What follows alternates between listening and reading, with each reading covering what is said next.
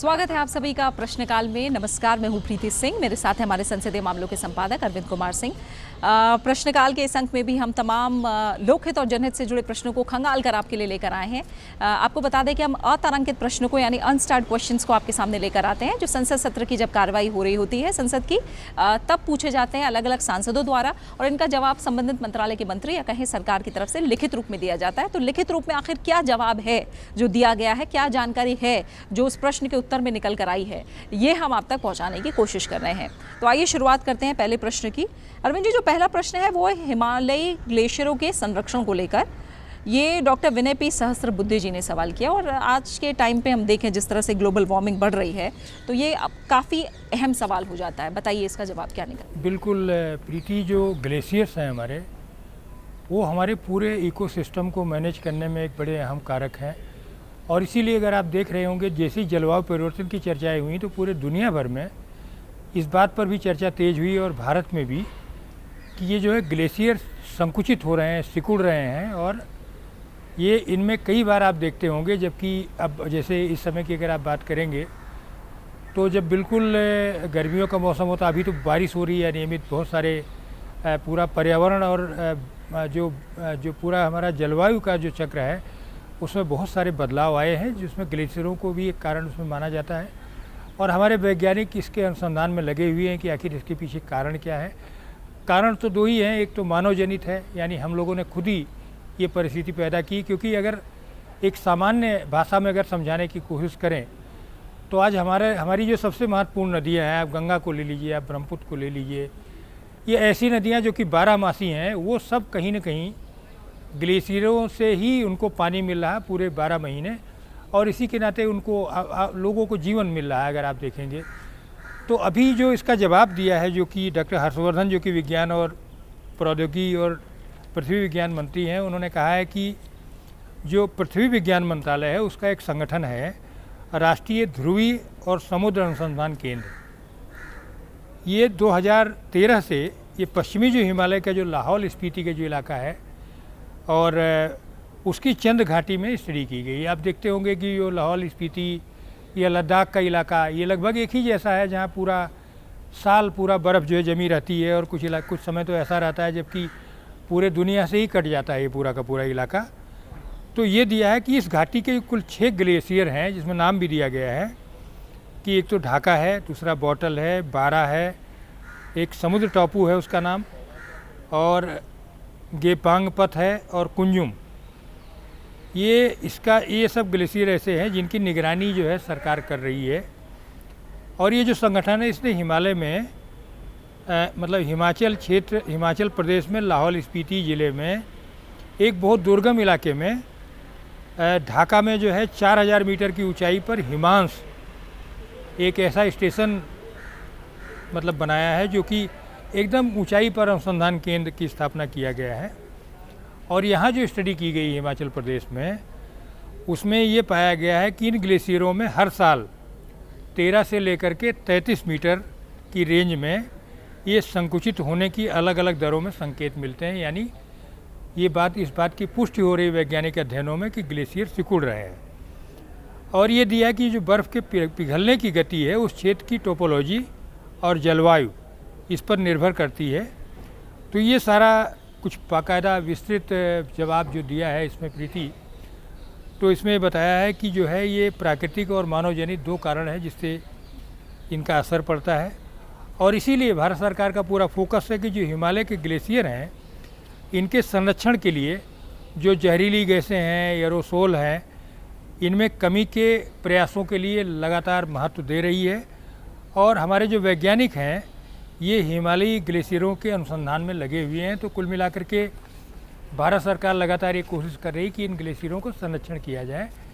और कैसे, क्योंकि ये पूरा का पूरा देश की बहुत सारी चीज़ें इस पर निर्भर है, तो ये संतोष का विषय है कि काम इस पर चल रहा है। अब एक और बड़ा महत्वपूर्ण विषय है क्लासिकल लैंग्वेज पर मराठी को प्राचीन भाषा का दर्जा देने को लेकर नारायण राणे जी का सवाल है। हमने ये देखा कि नारायण राणे जी, जो कि कोंकण इलाके से आते हैं, राज्यसभा के सदस्य हैं, ये लगातार हमने देखा कि ये अपने प्रांत से जुड़े हुए बहुत सारे विषयों पर, और हमने देखा धरोहरों पर और अन्य चीज़ों पर, खेती पर ये सवाल पूछते हैं। क्या जवाब है इसमें प्रीति? जी, और क्योंकि कन्नड़ और तमिल को हम जानते हैं अरविंद जी कि प्राचीन भाषा का दर्जा मिला हुआ है, तो जाहिर तौर पर अपने क्षेत्र से आप लगाव लगते हैं और भाषा मराठी भाषा पुरानी भाषा है, तो उसे भी प्राचीन भाषा का दर्जा मिले, इसे लेकर उनकी कोशिश भी है और इसको लेकर सवाल भी उन्होंने पूछा कि स्थिति क्या है। उन्होंने पूछा है कि क्या ये सच है कि महाराष्ट्र सरकार ने मराठी भाषा को प्राचीन भाषा का दर्जा प्रदान करने का प्रस्ताव प्रेषित किया है और ये प्रस्ताव अभी भी सरकार के पास लंबित है और शीघ्र अनुमोदन के लिए क्या प्रयास किए गए हैं और अगर लंबित रखा गया है तो क्या कारण है। जवाब दिया है संस्कृति एवं पर्यटन राज्य मंत्री स्वतंत्र प्रभार प्रहलाद सिंह पटेल ने। उन्होंने कहा कि मराठी भाषा को प्राचीन भाषा का दर्जा यानी क्लासिकल लैंग्वेज स्टेटस देने के लिए मराठी भाषा विभाग महाराष्ट्र सरकार से एक प्रस्ताव प्राप्त हुआ था और ये जो प्रस्ताव है उसे भाषा वैज्ञानिकों की समिति के समक्ष विचार के लिए पेश किया गया था। फिर क्या हुआ कि इस विषय पर मद्रास स्थित जो उच्च न्यायालय है उसके न्यायाधिकरण में श्री आर गांधी जी ने अनेक रिट याचिका दायर की और फिर ये सोचा गया, जो ये समिति बनाई गई इसके लिए भाषा वैज्ञानिकों की समिति, ये सोचा गया कि पहले हम हाईकोर्ट का फैसला आने देते हैं, उसके बाद इस पर कोई हम निर्णय लेंगे। तो इसके बाद 8/8/2016 को यानी 8 अगस्त 2016 को न्यायालय ने ये कहा कि इनमें सभी जो रिट याचिका है उनका निपटान कर दिया। उन्होंने हस्तक्षेप से इनकार कर दिया इस मामले में न्यायालय ने। तो अब जब उन्होंने हस्तक्षेप से इनकार कर दिया तो उसके बाद साहित्य अकादमी के माध्यम से अन्य मंत्रालय और भाषा वैज्ञानिकों की समिति के परामर्श से इस प्रस्ताव पर फिर से एक बार अब सक्रिय रूप से विचार किया जा रहा है। मतलब ये कहा जा सकता है कि मिल भी सकता है। हाँ, तो अभी विचार हो रहा है, तो बहुत जल्दी हो सकता है कि इसमें अब फैसला भी आ जाए। अब हम आगे बढ़ते हैं और अगला जो प्रश्न है वो है आंध्र प्रदेश और तेलंगाना में बाह्य वित्त सहायता प्राप्त परियोजनाएं। ये मोहम्मद अली खान और डॉक्टर KVP रामचंद्र राव जी ने सवाल किया है, इसका जवाब क्या है? ये बड़ा दिलचस्प सवाल है। हम लोगों ने इस पर कोई कभी बात नहीं की थी कि राज्य सरकारें बहुत सारे महत्वपूर्ण परियोजनाओं को के लिए जो है विदेश से सहायता मांगती हैं और बहुत बार जब आप ऐसी संस्थाओं के पास जाते हैं, चाहे वो वर्ल्ड बैंक हो, इंटरनेशनल मॉनिटरी फंड हो, IMF जिसको बोलते हैं, या फिर एशियाई विकास बैंक हो, इन सारी संस्थाओं के साथ जब आप जाते हैं तो ये संस्थाएं पूरा एसेस करती हैं और एसेस करने के बाद कई और भी संस्थाएं हैं जो कि अलग अलग हेड में देती हैं। जापान की कई संस्थाएं हैं, तो वो अपने साथ टेक्नोलॉजी भी देती हैं, ज्ञान देती हैं, ताकि जो है तो ये जो आंध्र प्रदेश और तेलंगाना की बात कही गई उसमें निर्मला सीतारमण जी जो कि वित्त मंत्री, उन्होंने जवाब दिया है कि आंध्र प्रदेश ने कुल 17 परियोजनाओं को का प्रस्ताव किया और इसमें अलग अलग जगहों पर पूरा विवरण भी दिया है कि क्या स्थिति है, और तेलंगाना ने एक परियोजना का दिया है। तो अब जैसे मैं विवरण दूं इसमें कि आंध्र प्रदेश की जो परियोजना है, कि आंध्र प्रदेश ग्रामीण सड़क संपर्क, हालांकि प्रधानमंत्री ग्राम सड़क योजना चल रही, लेकिन इसके बाद भी ग्रामीण सघन सड़क संपर्क की जो परियोजना है इसकी लागत है 457 मिलियन अमेरिकी डॉलर। ये जो परियोजना है ये इसका प्रस्ताव जो है NDB को सौंपा गया है और NDB मिशन इसका मूल्यांकन कर रहा है, अभी इसको मंजूरी नहीं मिली है। दूसरी जो परियोजना है ये भी ऐसे ही है, इसका मूल्यांकन चल रहा है, ये भी इतनी ही लागत की है। एक और है आंध्र प्रदेश में सभी के लिए बिजली परियोजना, वो विश्व बैंक से वित्त पोषित होनी है। ये 800 मिलियन अमेरिकी डॉलर की परियोजना है जो ये, इसमें 2017 में कानूनी करार पर हस्ताक्षर किए जा चुके हैं और 21 मिलियन डॉलर जो है वो दिया भी जा चुका है। तो एक तो ये परियोजना है। अब एक और मैं दे रहा हूँ, आंध्र प्रदेश शहरी जल आपूर्ति परियोजना। आंध्र प्रदेश में भी कई शहरों में पानी की दिक्कत है। ये 570 मिलियन अमेरिकी डॉलर की ये परियोजना है जो कि जिस पर जो है 25 फरवरी 2019 को कानूनी करार पर हस्ताक्षर किए गए हैं, लेकिन अभी तक पैसा मिला नहीं है इसका। तो ये पूरा विवरण दिया हुआ अगर आप देखेंगे। और एक और दिलचस्प बात है जो कि जीरो बजट खेती पर भी 2480 करोड़ के आसपास का एक प्रस्ताव है, जिसको कृषि मंत्रालय और नीति आयोग के सुझावों को समाविष्ट करके इस पर स्टडी की जा रही है। तो ये कुल मिलाकर के जो परियोजनाएं हैं उनमें विशाखापट्टनम में मेट्रो भी है। तो इस तरह से आंध्र प्रदेश ग्रामीण जलापूर्ति है। ये आंध्र प्रदेश में बहुत सारी, अमरावती की बिजली परियोजना है वगैरह वगैरह, स्वास्थ्य की परियोजना है। लेकिन तेलंगाना की एक ही जो परियोजना है वो है हैदराबाद मेट्रो रेल लिमिटेड के लिए शहरी स्ट्रीट कायाकल्प योजना।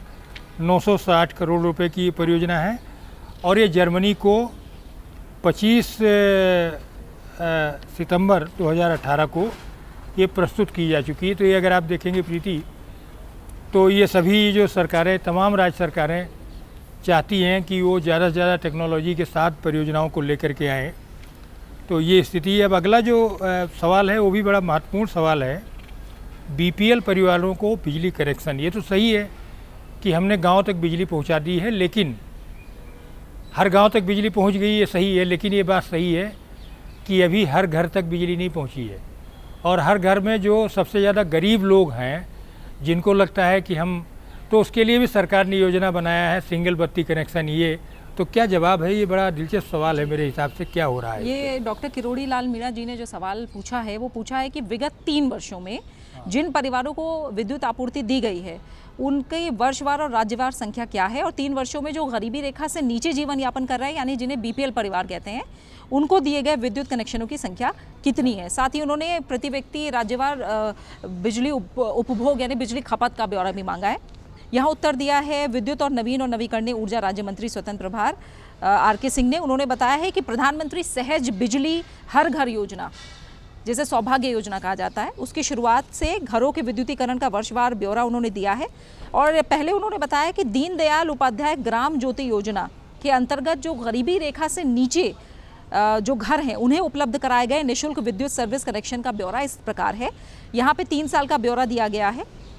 यहाँ बताया है कि जो गरीबी रेखा से नीचे के घर हैं 2016-17 में 22,42,763 घर हैं जिन्हें कनेक्शन दिया गया। 2017-18 में 36,52,714 घरों को, और 2018-19 में 54,33,999 बीपीएल घरों को निःशुल्क विद्युत सर्विस कनेक्शन दिए गए हैं। साथ ही अगर हम एक मोटा सा आंकड़ा बता दें कि 2018-19 के लिए राज्यों और संघ राज्य क्षेत्रों द्वारा दी गई सूचना के अनुसार जो देश में प्रति व्यक्ति खपत है वो 1181 किलोवाट प्रति घंटा खपत है, ये ब्यौरा दिया है।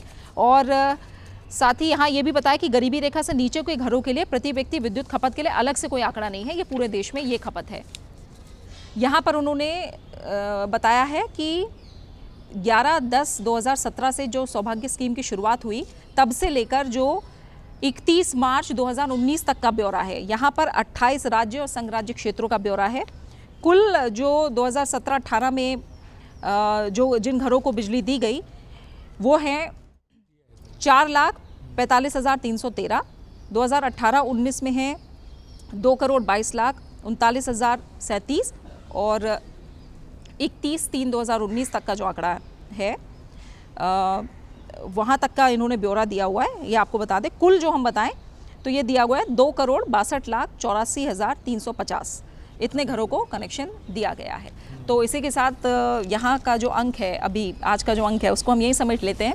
अगले अंक में हम फिर से मिलेंगे तमाम और अतारांकित प्रश्नों के साथ। फिलहाल मुझे और अरविंद जी को दीजिए इजाज़त। नमस्कार।